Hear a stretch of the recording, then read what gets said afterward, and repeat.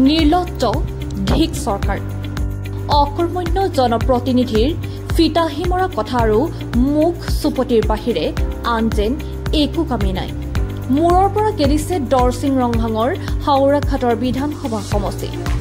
গেলিছে অজিত কুমাৰ দেৰ হাওৰাঘাট পৰিষদীয় সমষ্টি গেলিছে বিদ্যা সিং তেৰণৰ হাওৰাঘাট পৌৰসভা কিমান অকৰ্মণ্য জনপ্ৰতিনিধি থাকিলে এইদৰে মাজপথত বৰশী বাই জাল মাৰি প্ৰতিবাদ কৰিবলগীয়া হয় সাধাৰণ জনতাৰ কিমান নিৰ্লজ্জ হলে জনতাক কয় এনেকুৱা পানীটো গুৱাহাটীতো হয় আপোনাৰ গুৱাহাটীতো বানপানী হয় আমাৰ হাওৰাঘাটতো হৈছে একো ডাঙৰ কথা নহয় বুলি ক'লে আৰু তাৰপিছত তেওঁ ক'বলৈ বেয়া লাগে আৰু তেওঁ যদি এষাৰ কথা ক'ব পাৰিছে আৰু আমাৰ সৰু জগাতো যদি এইটো কৰিব নোৱাৰে সৰু কাম ডকমকৰ পৰা আহিলে PWDৰ পৰা আহি জোখমাপ কৰি লৈ গ'ল ড্ৰেইনটো বোলে একমাহৰ পিছতে কাম আৰম্ভ হৈ যাব চিন্তা কৰিব নালাগে আপোনালোকে বাস হৈ গ'ল আজি এক বছৰৰ ওপৰত হৈ গ'ল বিভাগীয় কৰ্তৃপক্ষ টোপনি মাৰি শুই আছে আৰু হাওৰাঘাটৰ ব্যৱসায়িক কৰৰ ওপৰত কৰৰ বোজা জাপি দি মাধমাৰ সোধোৱাত অকণো কৃপণালী নকৰা নিৰ্লজ্জ হাওৰাঘাট পৌৰসভা কৰ্তৃপক্ষৰ অকণো দায়িত্ব নাইনে বজাৰ এলেকাৰ বাট পথসমূহ মেৰামতি কৰাৰ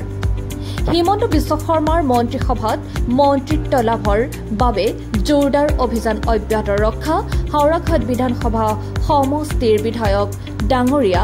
এই দ গাঁতবোৰৰ সন্দৰ্ভত আপোনাৰ হাতত কিবা উত্তৰ আছেনে সামান্য ৰাবিছ পেলাইও এই পথবোৰ ৰাইজৰ খোজ কঢ়াৰ উপযোগী কৰি তুলিব নোৱাৰেনে আপুনি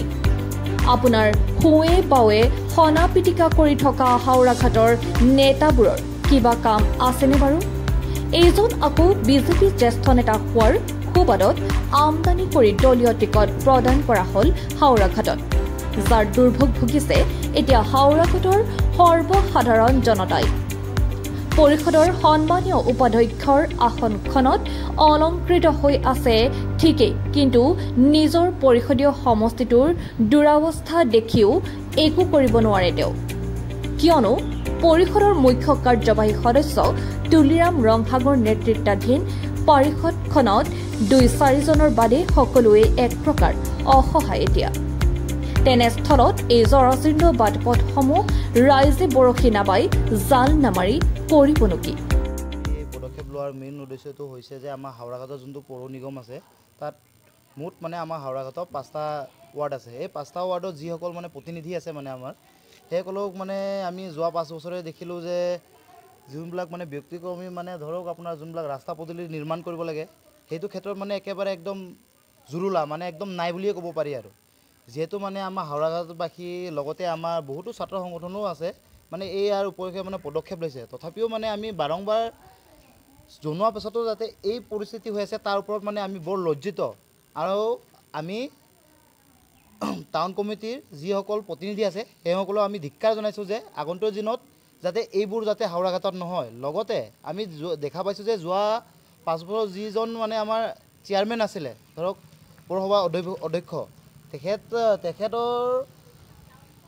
হেৰি হোৱাৰ পাছত মানে অৱসৰ লোৱাৰ পাছত মানে এনেকুৱা হৈ গৈছে মানে পৌৰসভাত মানে সেই মানে পৌৰসভা চিটটোৰ কাৰণে সকলোৱে মানে খোৱা কামোৰা লাগি আছে সেই খোৱা কামোৰাত মানে দেখি মানে খালি এটাই যে আমি দেখি আছোঁ মানে পৌৰসভাৰ মানে অধ্যক্ষ চিটৰ কাৰণে মানে সকলো 5টা ৱাৰ্ডৰ মানে অধ্যক্ষ মানে অধিপতিবিলাকে মানে সেইটোৰ ওপৰতহে লক্ষ্য কৰিছে যে আমাৰ হাওৰাঘাটত যে ৰাস্তা ঘাট বেয়া আন কিবা কিবি বেয়া সেইবিলাকৰ ওপৰত মানে একো লক্ষ্য দিয়া নাই সেইটো কাৰণে আমি হাওৰাঘাটত যে মিউনিচিপালিটি বোৰ্ড আছে বুলি কৈ আমি যে গম পাওঁ ৰাইজে কিন্তু আমি সেইসকলক আমি ধিক্কাৰ দিছোঁ যাতে অনাগত দিনত যাতে এইবোৰ যাতে কাম যাতে আৰু তেনেকুৱাকৈ বেয়াকৈ যাতে নহয় বুলি কৈ আমি আশা কৰোঁ আৰু আগন্তজনে আমি হিমন্ত বিশ্ব চৰকাৰ আছে আমাৰ অসমত সেই চৰকাৰখনক আমি জনাব বিচাৰিছোঁ যে যাতে আগন্তুক দিনত মানুহ যাতে আপোনালোকে কেণ্ডিডেট দিও যদি মানে চাই চিন্তি দিব লাগে যিকেইজনে মানে যাতে আমাৰ হাওৰাঘাটৰ হওক বা গোটেই অসমৰ হওক উন্নয়ন কৰিব পাৰে হাওৰাঘাটৰ প্ৰতিটো উপপথৰ অৱস্থা এতিয়া তথৈ বস পিছে কাণ সাৰ নাই বিয়াকুম লোক নিৰ্মাণ বিভাগৰ নিউজ ডেস্ক ৰিপৰ্ট জেনেট লাইভ